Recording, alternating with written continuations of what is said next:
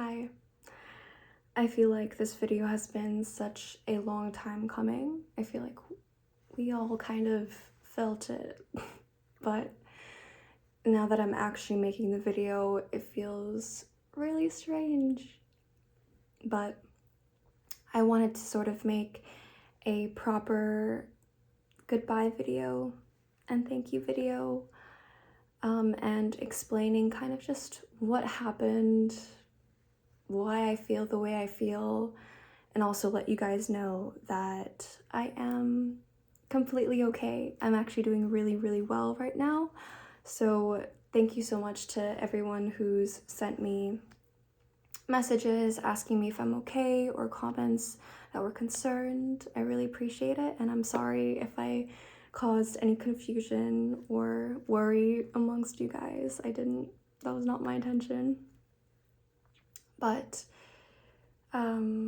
yeah, I guess TLDR for those who don't have time to sit through what I'm guessing is probably going to be a really long video, is I just don't really enjoy creating content and being a digital online presence anymore. So I'm deciding to take a long break, and I don't know when or if I'll be back. But for those of you who want kind of the long story, here we go. And just to preface, I do have notes. I wrote down some notes because if you guys know me, if you guys have been with me, I am such a rambler. My mind jumps from topic to topic to topic. So if I didn't have my notes with me, this video would probably be way longer than it should be. So I hope you guys don't mind, and I have a lot to cover, so yeah.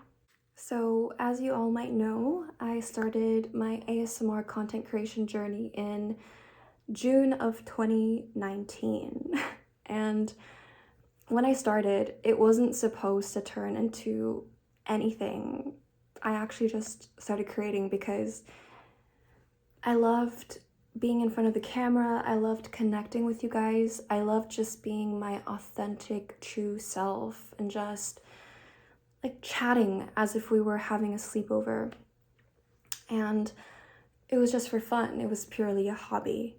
And I also started ASMR because around that time I was going through grief, and around 2017, 2018, I lost a loved one. And ASMR was really like the only thing that helped me get through my grief, because I wanted to be alone, but at the same time I wanted so badly to be comforted. And ASMR gave me that. So I wanted to give back, and I wanted to connect with everyone and help others, even if I could only help one person. But in 2022, that's when one of my shorts just blew up on YouTube, and I quickly started growing, and I got 50k subscribers and then eventually 100k subscribers. And initially, I thought that was like a dream come true. Like I might be able to pursue ASMR full time and this can be a huge thing. And I was so happy. But I think it quickly started becoming a huge pressure for me, because I had all these people now watching and all these people in my community. I felt like each video that I created had to be perfect, and I felt like I had to constantly think about what did my viewers want to see, and how could I push my videos out to more people? How could I make them viral? How could I increase my views? How could I increase my subscriber count? And those of you who are content creators know that if you are a content creator, how important consistency is. And so I also put so much pressure on myself to be consistent, and I knew that missing a single day, taking a break, would be detrimental. And I also fell into the trap of like competition and comparing myself. I would start comparing myself, not even when creating videos, but even when I was just consuming ASMR content. If I couldn't enjoy watching ASMR anymore because whenever I would watch something, I would think, oh, this is like a new ASMR idea. Or I would think, wait, I created a similar video idea. Why didn't my video get more attention? Is there something wrong with me? And I think I fell into that trap of just creating videos not because I wanted to anymore, but because I felt like I needed to, and because it kind of started feeling like a job almost. And on top of the pressure I felt as a content creator to just keep going, to create perfect content and views, subscriber count, how can I keep staying on the top? How? On top of that hustle momentum that I had to have as a content creator in order to be successful, I also felt like there were a lot of downsides and negative experiences that came with being an online female content creator. Of course, male content creators and non-binary, anyone can go through this. But especially as a female, I felt like I just got so objectified and sexualized. I remember there were moments where I would receive DMs from people saying, oh, like, I masturbate to your videos, weird stuff like that, and unsolicited pictures of their private parts. So those were a few of the moments that were like, really put me off. But at first, I feel like it was easier for me to ignore those moments and just kind of brush them off and push them off, just being like, oh, it just comes with the space of content creation. It's just natural, it's necessary. But I think as the years went on, those moments and experiences just kept accumulating.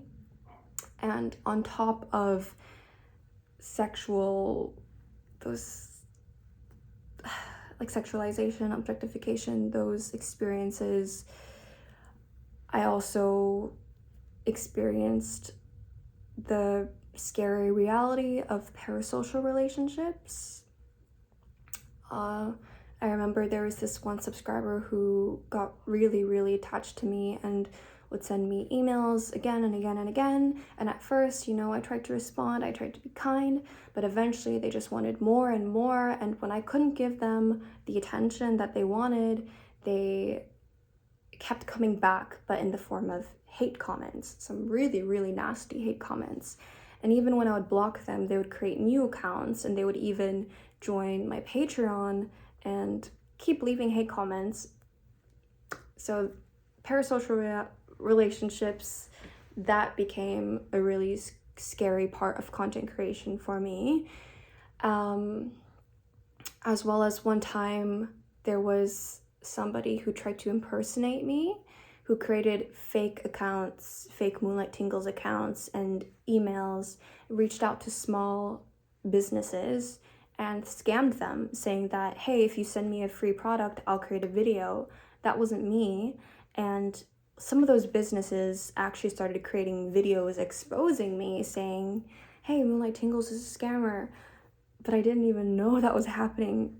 And I think all of those experiences just accumulated and just made me realize how scary it can be to be an online presence, and how maybe you don't have as much control as you think over your identity.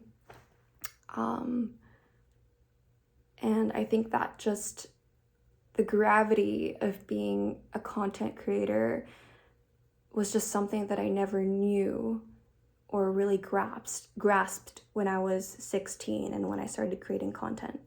I also started getting scared and fearing my safety just in real life as well. I got recognized a couple of times in person, and for the first few times, like, it was surreal. Like, I loved it. I loved meeting subscribers. I thought it was just amazing, and I was like, oh my gosh, like, people are actually recognizing me. Like, I was so happy. But eventually, I think compounded with the parasocial experiences, this everything online, I think it just started scaring me, honestly. Like when I got recognized, instead of viewing it as, oh my gosh, I got recognized, I viewed it as, oh no, like what if, you know, this person follows me home, or this person like reveals where I was, and it started getting pretty scary. But despite all of the negative aspects of content creation, in the beginning of 2025, I decided that I wanted to push through and power through and try my hand at actually being a full-time content creator. Now that I was done with uni and I didn't really have a full-time job, I was like, okay, this is my chance. So I tried. I really did try to come back and do ASMR full-time. But I also think I quickly realized the lifestyle of being a content creator also wasn't for me, especially an ASMR content creator. Now, if I had a studio and everything, that might have been different. But given where I live, it was super noisy during the day. So in order to make high quality ASMR content, I had to stay up from like 12 to 4 a.m. to be able to film without any background noise. I also realized that even though I was an introvert, that I actually need people, because content creation just started feeling so lonely to me. And I think because I was purely focusing on content creation without doing anything else, like once again, the views, the constant, how can I make sure that this video goes viral, that the algorithm actually favors me, all of that started getting into my head again. And I actually tried creating a few pieces of content that I really loved and enjoyed making, like my passion projects, which were acting role plays and horror content actually. But those videos actually didn't get much love. Some of them even actually received hate and caused me to lose subscribers. Just being a content creator, if you really want to be successful, you have to create content that people will want to see. You have to stay on top of the game. And I just don't know if I was passionate enough about content creation to be able to do that. And because I knew that I had to do that in order to be successful. I couldn't just create the content that I wanted to create, because if I just created that, I would go nowhere. And I don't know if I have and had enough passion for content creation and ASMR to do that, to push through that.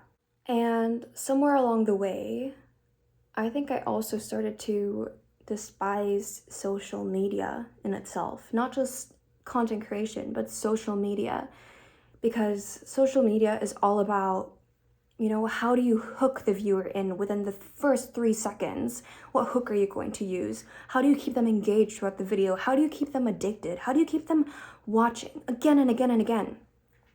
I mean, that's what short form content is all about. It's like, how do you keep them engaged? How do you keep them hooked? How do you keep them?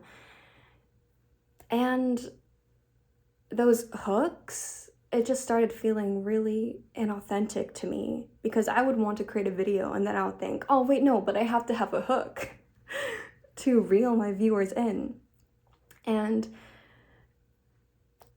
coming from somebody who I feel like social media has really negatively impacted their mental health, because I feel like short form content can be very damaging in lowering attention spans and the messaging and constantly comparing yourself to others, and just how social media is engineered to keep everyone who's watching addicted. I guess I just didn't really want to be a part of that anymore. On top of all of that, so because of all of that, I started searching for actual full-time jobs, which is crazy, because I remember when I first started pursuing full-time content creation, I told myself, oh, like I'm never going to do a full-time corporate 9-to-5, like ugh, like I couldn't stand the idea of it.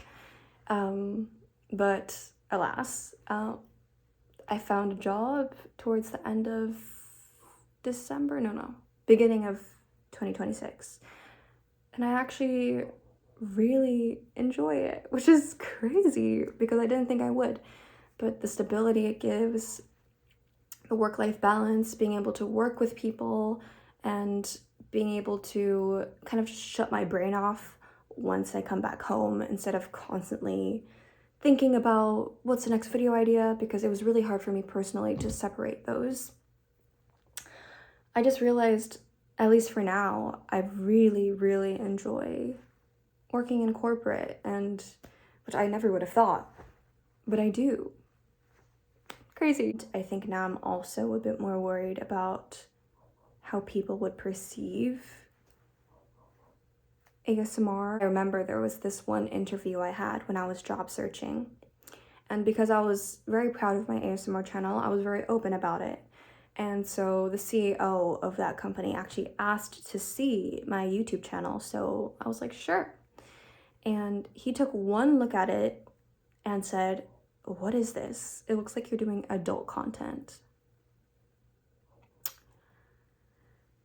And I know I shouldn't let these presumptions get to me, but it honestly just soured it for me, because it made me realize, like, oh, like, I'm putting all this effort into my ASMR content. This is a community that I've created, a space I'm really passionate about, and it got reduced to adult content. Like, that's how they perceived it. But I want to make one thing very clear. I'm not tired of ASMR. I'm tired of being an online presence. I still love ASMR. I watch it every single day, probably a few hours each day. So I still love the ASMR community. I'll be forever grateful to it. It has changed my life. You guys have been my whole life and my whole world since 2019. And I'm so grateful to each and every one of you, whether or not, you know, you were there from the beginning, or you found me recently, or, you know, you were there in the middle. Thank you for everybody who has been with me and stuck with me on this journey and have supported me. And thank you. I'm just so grateful to each and every one of you. I think I just want to live life a little bit more privately, at least for now. For now, I just want to stop constantly thinking about, you know, the algorithm, hooks, how can I constantly stay relevant? I just want to protect my privacy a little bit, which is something that I don't think I ever really valued when I started content creation, but as over time I've realized it's actually something I do value. So, and that's why some of you may have noticed I've privated my videos. I'm sorry. I know that a lot of you might have videos that I created that you love, that you want to go back to, but I just think this is what I need to do for myself, especially since I don't want to just stop creating content, but I just kind of want to be a more private figure. So I hope you can understand, and I would really appreciate it if you could avoid reposting videos. And who knows, in the future, I might feel differently after a long break. I might feel like I can make my videos public again, and I might come back. I don't know if I'll come back in the same way, but I might come back, maybe the same way, or maybe I'll make different ASMR content. I don't know. But yeah, that is what I'm planning to do. And some of you may notice that I'm still doing Patreon, and I have been doing Patreon. That's because Patreon feels very different from being very public on YouTube, TikTok, Instagram, it's a lot more private, and I can control who is in the space, who sees the videos, a lot more security, and a lot less constant thinking of, oh, I need to be consistent, the momentum, what do people want to see, you know, it's a lot more just closed and private. So, and I mean, to be completely honest, the extra income is also, it helps, but I think I might eventually stop doing Patreon as well. I just want to gradually stop, which is why I've stopped YouTube, TikTok, Instagram, and Patreon. I'll probably gradually come to a halt. But yeah, that's me. I just feel like this is what I need to do at this moment. I just want to be a little bit more private, really be in the present moment, spend time with my family and friends who are right in front of me rather than in front of the camera. But yeah, I hope you can understand, and thank you so much to everybody. I will forever love you and appreciate you, my lovely moon babies. But yeah, goodbye for now, because we don't know what the future will hold. But yeah, goodbye for now. Thank you.